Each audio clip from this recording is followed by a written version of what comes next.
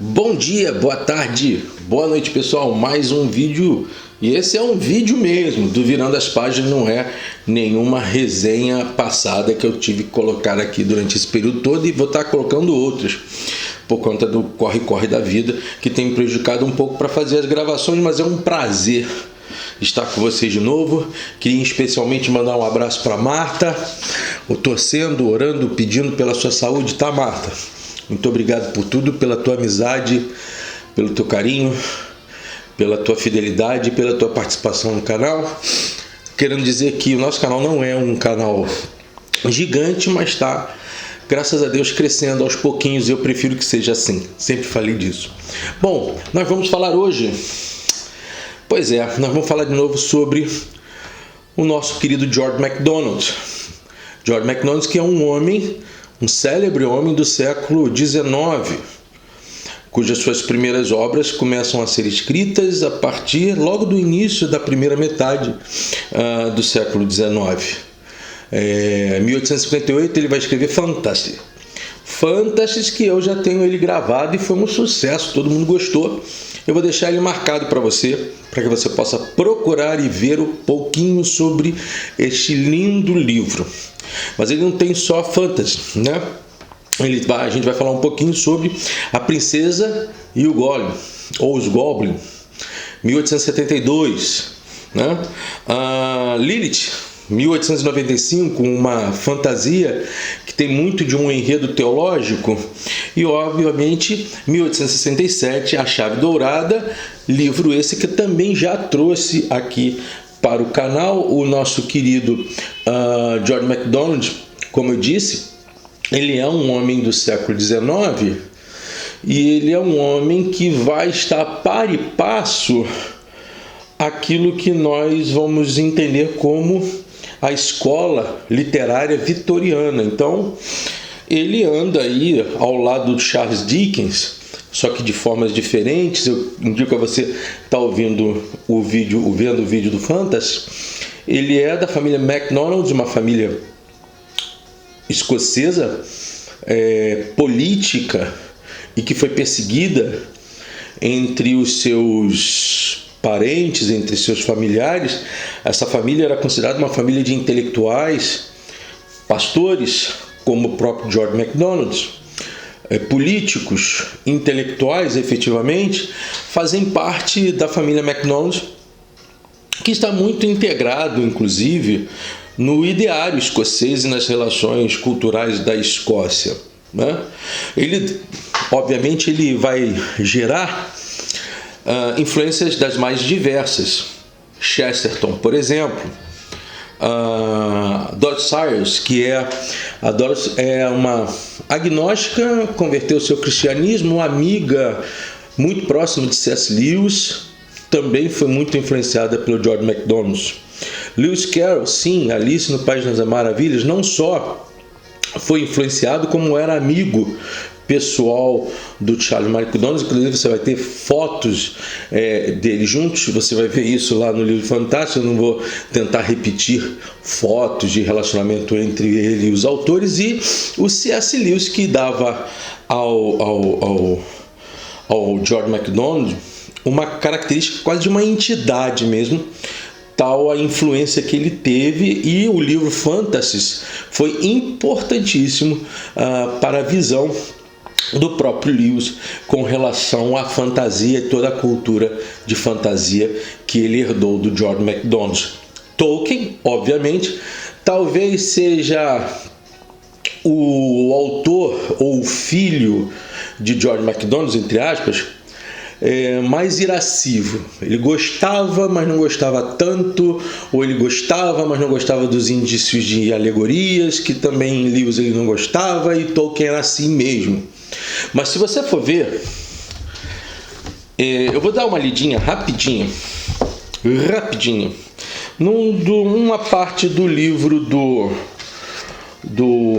John McDonald, deixa eu ver se eu acho aqui, gente, onde integra toda essa relação, que eu diria, de influência, de efetiva influência, que o John McDonald vai colocar nos seus autores, que aí eu destaquei, mas principalmente no livro. Olha só que coisa interessante, no livro não, no Tolkien, nesse sentido. Ouçam só, era uma vez um goblin muito velhaco, se ocupava, vejam vocês, consertando o seu sapato. Passarinho foi chegado e foi logo perguntado: Goblin, o que está fazendo? Minha sola consertando. Que te vale fazer isso? Passarinho falou: que te vale essa mancada, se aqui é tudo buraco? Que importa um furinho de nada na sola do seu sapato? E para que sapato e sola, se vive aqui como um rato? Sapato e sola era interessante para os goblins porque os pés deles eram frágeis e os goblins tinham medo de cantigas muito bem cantadas e bem rimadas, assim como pisões nos seus pés, tá? Então, olha só esse pedacinho da parte do Princesa e o Goblin. Aí você vai no livro do Hobbit, livro esse que Tolkien criou observando a partir de um ideário infantil e leu parte dessas histórias para seus filhos e depois elas melhoradas inclusive para o próprio C.S. Lewis. Olha que coisa interessante. Velha aranha gorda no alto a girar, velha aranha gorda não vai me achar. A aranhuça, fuça que fuça, fuça e faz teia sem me enxergar. Velha taranha que só tem banha, velha tantaranha, procura por mim. A aranhuça, nessa escaramuça não vai me pegar descendo assim. Você vê aqui claramente que, ainda que nós saibamos que tem um contexto cultural britânico, tem um contexto cultural da ilha, tem um contexto histórico também daquela região, não fica dúvida alguma quando você faz comparações em alguns elementos que fazem claro, percebe-se claro, a influência da Princesa e o Goblin na vida do Hobbit. Interessante também é que Princesa e o Goblin é uma obra que Tolkien vai ler para os seus filhos. Ora bolas, não dá para como a gente desviar a atenção da importância de George MacDonald na vida do Tolkien, mesmo que de vez em quando, ainda que ele elogie, seja um elogio mais frágil do que o elogio apaixonado do C.S. Lewis sobre ele. Eu já falei sobre isso, inclusive a autobiografia do C.S. Lewis, ela indica exatamente essa adoração e também contextos que a Thomas Nelson nos trouxe nas suas obras, que sempre George MacDonald é relatado, principalmente em O Grande Abismo, uma das grandes obras do Lewis, talvez uma das melhores que eu já li dele, né? Bom, tem 2 livros no Brasil, pelo menos que eu saiba, editados agora, mais proximamente, cujos autores são, os revisores. Eu vou até aqui em cima dos revisores, porque eu não estou enxergando aqui quem foi o tradutor. O revisor aqui, no caso do A Princesa e o Goblin, da Príncipes, é a professora Márcia Duarte Compagnone, tá? E uma bela obra, uma bela edição da Wish.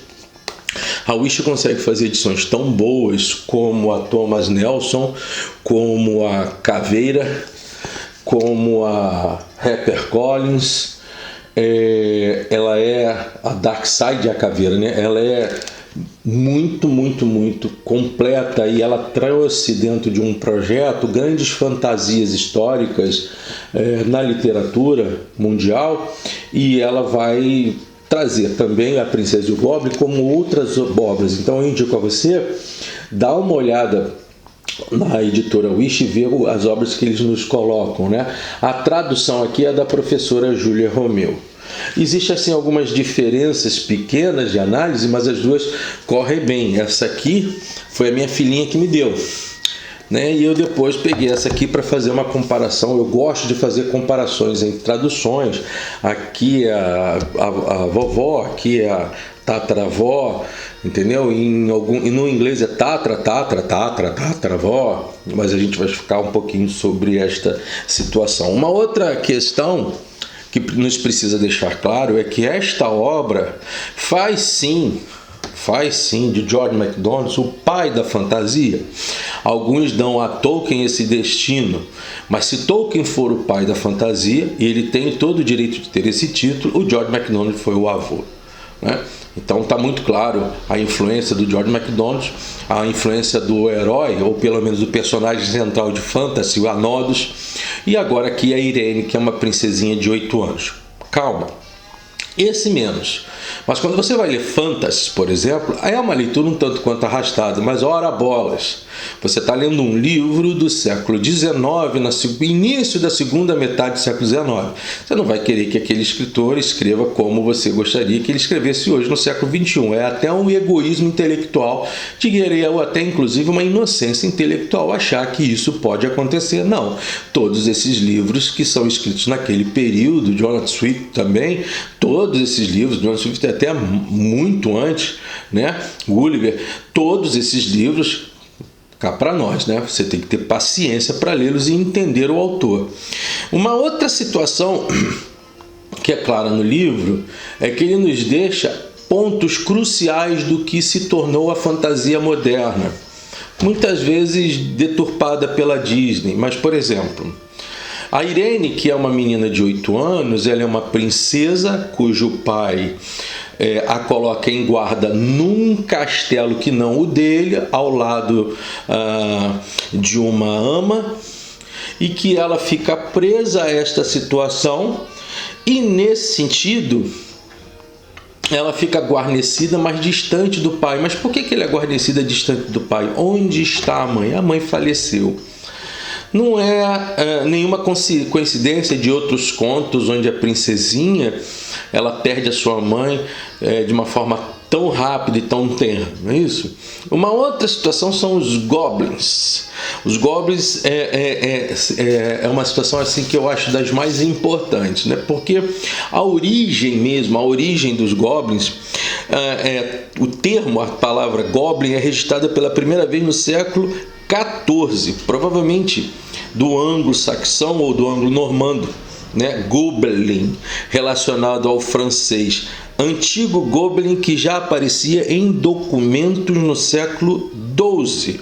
Também pode ter relação com o alemão, que é o kobold, já no período medieval. O fato é que realmente a figuração do goblin ela passeia por toda a Europa Ocidental e também em vários trechos da cultura russa, né?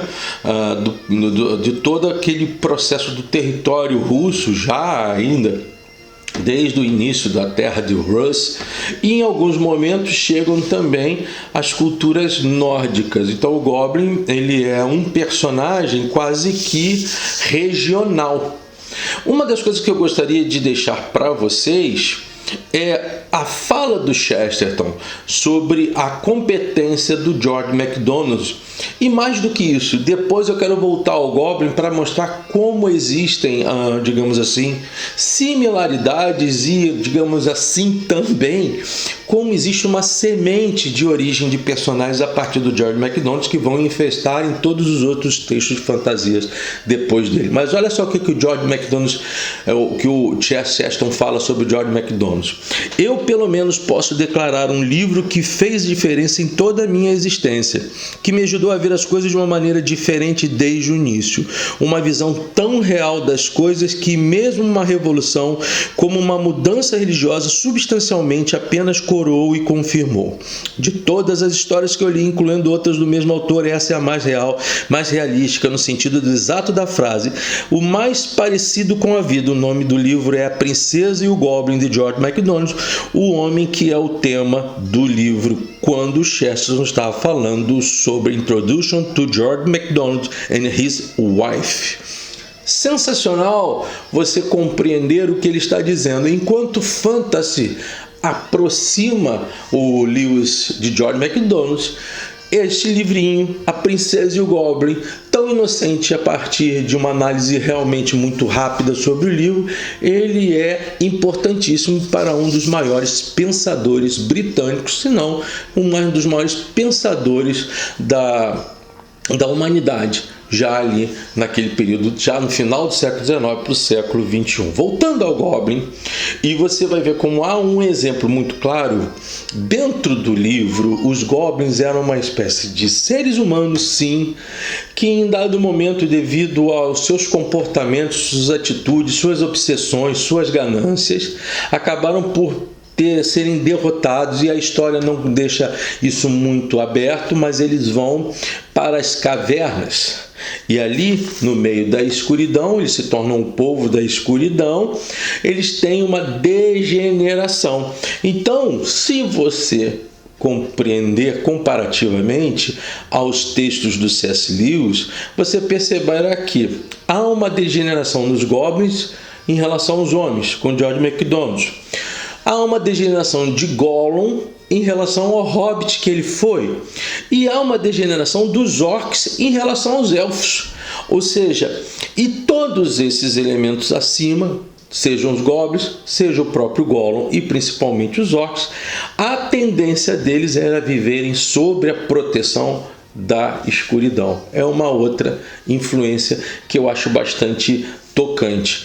De outra forma, a gente tem que entender o seguinte: esta obra é tão importante que ela gerou várias replicações nos diálogos culturais que ela acabou por gerar, né? Você tem Shirley Temple participando de uma peça, teatro, filme, seja lá o que for, tipo uma novela, de uma adaptação da Princesa e o Goblin. A Twyla Tharp, uma das maiores dançarinas, coreógrafas, ela se utiliza de todo o contexto da Princesa e o Goblin para elementar também a história sobre modo cênico e sobre dança. Por fim, em 1991 tem um desenho chamado A Princesa e o Duende, que tem por base, obviamente, contar a história da Princesa e o Goblin. Agora vamos à história propriamente dita e dizer por que ela é tão importante. Primeiramente, a Irene é uma criança de 8 anos, uma princesinha, que é cercada de cuidados a partir da sua ama, que é a Babalori, e ela tem uma vida como toda uma princesa, pautada numa espécie de proteção, mas que ela tem um quê aventureiro. O seu pai está distante, como todo rei, em nome do reino, lutando, batalhando, etc, etc, etc. Aliás, eu queria deixar vocês, já para não esquecer, o texto aqui, tanto neste quanto neste, aqui tem um pouquinho, rapidamente, um resumo da história do George MacDonald, mas esse aqui, há um texto interessante aqui na frente, com uma indicação sobre não só o livro, como a vida do próprio George MacDonald. O nome do prefácio é A Princesa e a Visão do Sublime, do Jim Anotson, que é um literato que também trabalha muito com as questões relativas a roteiros. Ele é um escritor, e ele é referência da literatura juvenil no Brasil, né? Tem Batalha do Acampa Monstro e por aí vai. Vocês devem ler esse texto. Existe aqui uma indicação dele, porque George MacDonald faz parte do período vitoriano, que ele indica que aqui existe um pouquinho dos aspectos do colonialismo vitoriano que acaba por diminuir um pouco a perspectiva do George MacDonald, mas ele faz ótimas percepções e elogios sobre a obra. Eu sempre tento entender isso como não cair no anacronismo, apesar de entender que o texto dele foi um texto bem elaborado. Eu não sei se necessariamente o George MacDonald pensava no que ele escrevia, na forma como ele percebeu. Ainda assim, é um texto muito bem elaborado, muito bem trabalhado e muito bem indicado. Quem lê esse texto fica bem familiarizado ao George MacDonald. Voltando aqui à nossa querida Irene. A Irene, ela tem então uma representação de inocência, tá? E de liberdade. Ela é pura. A jornada dela está sempre pautada em elementos do seu crescimento, do processo aventureiro, a transição dela de menina para... não, de garota para menina, os enfrentamentos que ela vai ter com a surpresa dos goblins, a maturidade e uma coisa interessante que eu diria espiritual, a proteção que ela tem de uma certa tataravó que tem o mesmo nome dela, Irene, tá? Então, a um dado momento, ela tem ao lado dela a Babalut, que é aquilo que expressa mais a maternidade dentro do livro. A Babalut, assim como a tataravó, a Irene, não a tataravó da Irene, mas a própria tataravó, cujo nome é Irene, elas são aqueles espelhos, um mais divinal e outro mais materno, né? Quase sempre com esses cuidados, a Lute mostra toda a preocupação do acompanhamento maternal, do crescimento da filhinha, ainda que ela não seja mãe, obviamente, e os excessos de proteção, e por mais do que isso, questões que às vezes, por medo, acabam simbolizando o espectro da maldade que nós, adultos, colocamos sobre as crianças antes mesmo delas se tornarem adultas, né? Então a Irene vai conhecer um certo menino chamado Kurdi, que é filho de mineiros da região. Essa questão toda faz com que eles se apresentem como amigos. De certa forma, no momento onde o Kurdi salva a Irene de um perigo dos goblins, ela lhe promete um beijo que não consegue dá-lo por conta da interferência da sua própria babá. O Kurdi, ele é aquela coragem não estoica, mas sincera, que não quer nada em troca. Ele está perto da nobreza, mas não se enfeitiça por ela. Ele é um bom filho, tanto para o seu pai quanto para sua mãe. Ele é um herói comum, mas aqui também, e que foge um pouco daquela jornada do herói, né? Ele nega prêmios, ele nega mudanças de passagem, inclusive pro final do livro deixa claro pra gente que quem lê esse livro aqui, A Princesa Goblin, deve ler depois A Princesa e Kurdi, o jovem Kurdi, que são eles dois, que é o regresso à história anterior e complementos que eu não vou dizer quais são, mas era legal você ler, tá? O tataravó da Irene surge como aquela mulher que a própria Irene descobre sobre um aspecto espiritual em que fica difícil saber se ela é uma entidade, se ela é um pensamento, mas a história vai nos demonstrando e ela vai dar saídas para Irene ante os desafios futuros que virão. Os goblins é justamente essa deteriorização, são os aspectos negativos da humanidade, a vingança, as artimanhas sombrias. Por mais que se coloque ali aos goblins a feitura do mal, eles estão tratando aqui aspectos críticos onde mostram que nós, seres humanos, temos atitudes baixas e sombrias que nos caracterizam também como monstros deformados, né? O rei, o pai da Irene, é aquele pai, inclusive um pai amoroso. Ele é autoridade, ele é proteção, mas ele é diálogo. É interessante, ele é muito diálogo. As responsabilidades do rei são antagonizadas ante o amor dele pela sua filha e a sua preocupação e a sua companhia.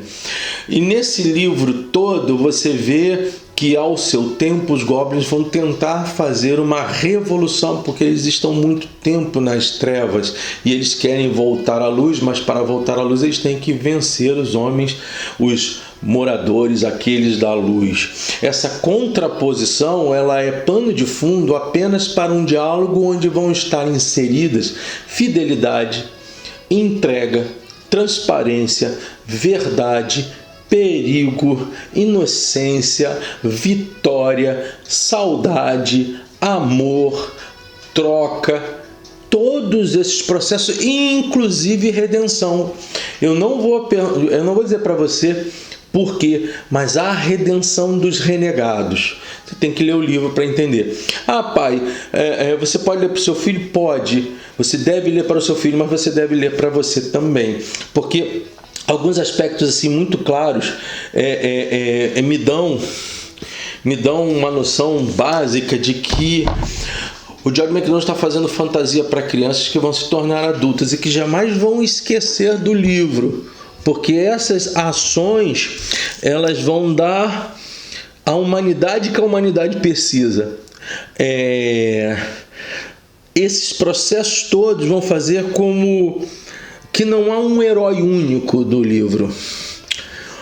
Apesar de Curd ser um garoto destemido e sim ter nele esse ingresso do herói, na verdade a vitória são de todos os personagens, porque todos os personagens são levados a lutar contra seus contrapontos. Lembra você que vale muito a pena dar uma olhada no personagem da tataravó, a bola de uma linha prateada mágica, a essência de uma mulher consoladora, de uma mulher formadora, de uma mulher carinhosa, de uma mulher que se coloca ao lado da neta, mas aqui ela é capaz de proteger e transformar inocentes. O George MacDonald era um pastor. Ele começou pela Igreja Reformada Escocesa, pela Igreja Presbiteriana, negou a doutrina da predestinação, daquela questão, para preferir os elementos voltados ao livre-arbítrio. Daí foi para a Igreja Anglicana, e mesmo na Igreja Anglicana ele teve uma definição muito clara com relação a isso, de dizer que a dignidade do homem, na perspectiva dele, é ter a escolha e ser responsável por elas. É um livro importante para que você leia, é um livro importante para que você participe, veja, para que você compreenda efetivamente o efetivo grau de um grande autor que foi o George MacDonald. Logo vou trazer um outro vídeo, fico feliz de estar com vocês aqui. Marta, força, você vai chegar lá, você vai superar isso tudo. Mais uma vez, muito obrigado pelo teu carinho. Devo estar falando algumas coisas sobre livros que você me deu e que você vai gostar. Como eu sempre digo, supere-se, aprenda mais, ler é bom virando as páginas e não esqueça, curta o vídeo, estou precisando que você esteja mais pertinho da gente. Grande abraço, gente, até lá!